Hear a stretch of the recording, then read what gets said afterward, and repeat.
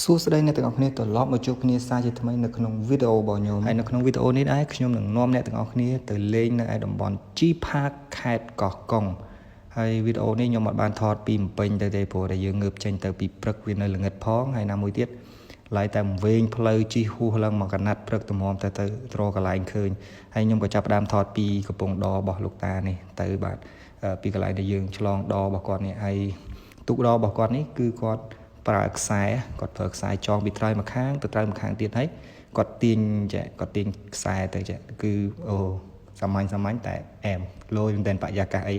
ហើយបង្ហាំងយូមីនិងបងសាវែនគាត់បានទៅដល់មួយជើងមុនហើយមានថាជើងនេះគឺជាជើងទី2ដែលយើងឆ្លងបន្ទាប់ពីឆ្លងដល់ហើយបន្តិចទៀតយើងនឹងធ្វើដំណើរតាមម៉ូតូម្ដងទៅកន្លែងដែលយើងត្រូវទៅធ្វើការសង្សារចាំតា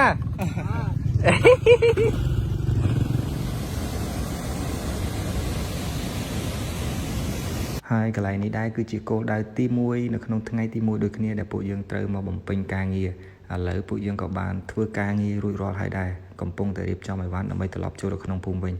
តែពេលដែលធ្វើដំណើរមកក៏ដូចជាពេលធ្វើការខ្ញុំអត់បានថតឲ្យអ្នកទាំងអស់គ្នាមើលដោយសារតែយើងបញ្ញាប់ព្រោះវាល្ងាចដែរហើយខ្លះអត់ទាន់ពេលអញ្ចឹងបន្តិចទៀតដល់ពេលដែលត្រឡប់ទៅវិញខ្ញុំនឹងថតពីសកម្មភាពខ្លះៗឲ្យអ្នកទាំងអស់គ្នាបានមើល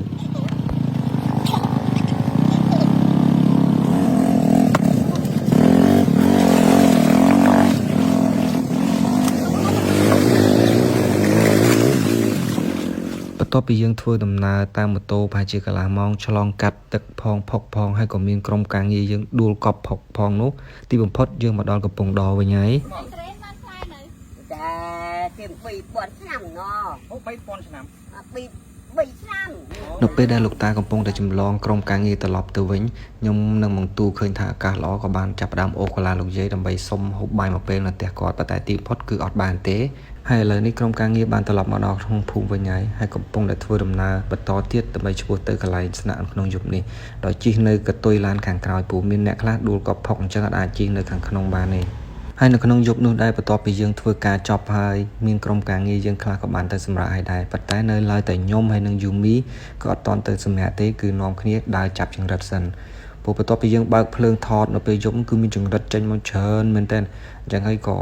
មួយយូមីសម្រាប់ចតាតោះយើងចាប់ចង្រិតសិនដើម្បីយកមកលីងព្រលឹមឡើងយើងញ៉ាំអីចឹងណា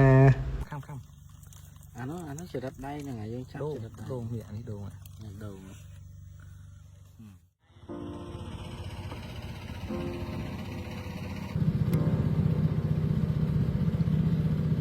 ហើយនេះគឺជាព្រឹកថ្ងៃទី2ដែលក្រុមការងារយើងបានមកស្នាក់នៅក៏ដូចជាធ្វើការនៅលើទឹកដី G Park ខេត្តកោះកុងហើយថ្ងៃហ្នឹងដែរក្រុមការងារយើងគឺអត់មានជិះម៉ូតូទៀតទេព្រោះខ្លាចមានអ្នកខ្លះដួលអីទៀតចឹងណាតែយើងដូរបរិយាកាសមកជិះទូកតាមដងព្រែកថតនៅលើទូកម្ដងក្រុមការងារក៏ចាប់ផ្ដើមធ្វើការរៀងៗខ្លួនហើយខ្ញុំក៏ចាប់ផ្ដើមយកដ្រូនដើម្បីចេញមកហោះយកទេសភាពតាមព្រែកដែលយើងធ្វើដំណើរទៅហ្នឹងហើយមួយទៀតអ្នកទាំងអស់គ្នានៅពេលដែលយើងឡើងដ្រូនទៅខ្ពស់ទៅខ្ញុំមានអារម្មណ៍ថាដូចយើងធ្វើដំណើរនៅក្នុងព្រៃ Amazon ចឹងគឺថាស្អាតមែនតើអ្នកទាំងអស់គ្នា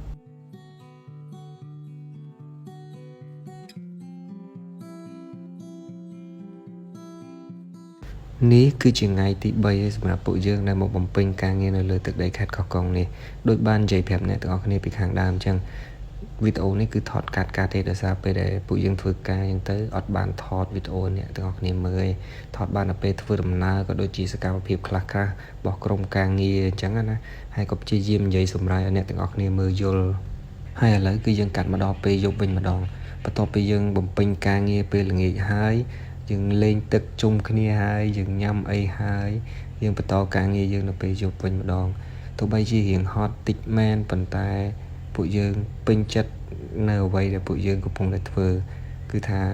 មួយផ្ចង់ទៅលើការងារមែនតើ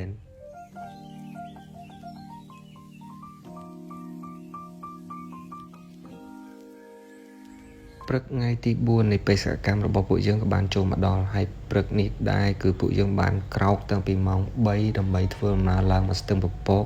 ផ្ដិតយករូបភាពស្អាតៗឲ្យអ្នកទាំងអស់គ្នាមើលបើតាមបងប្រុសម្ចាស់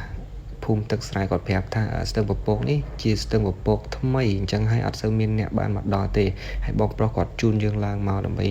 ថតផ្ដិតយក ទេសភាពស្អាតនៅក្នុងបេសកកម្មយើងថ្ងៃនេះប៉ុន្តែសម្រាប់ក្នុងវីដេអូខ្ញុំនេះគឺអត់មានទេសភាពស្អាតឲ្យអ្នកទាំងអស់គ្នាមើលទេ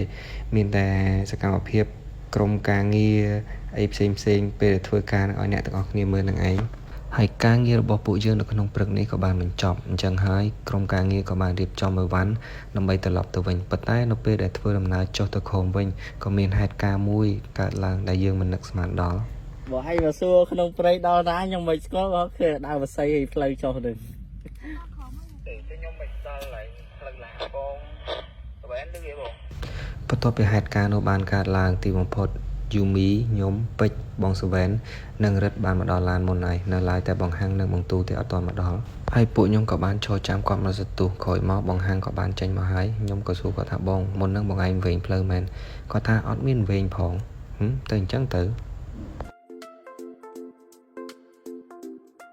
យ៉ាកាគុំយកគ្នាមកមានស្អីហើយពេលកន្លះហើយនៅទីបំផុតបេសកកម្ម4ថ្ងៃ3យប់របស់ក្រុមការងារយើងនៅលើទឹកដីខេត្តកោះកុងក៏បានឈានដល់ទីបញ្ចប់ចឹងហើយបង្ហាញក៏នាំក្រុមការងារទៅលាបងម្ចាស់ភូមិទឹកស្រែលាឆ្កែរបស់គាត់ហើយក៏លាពូមីងបងដែលធ្វើការនៅទីនោះដែលទទួលយើងយ៉ាងកក់ក្ដៅមែនតើ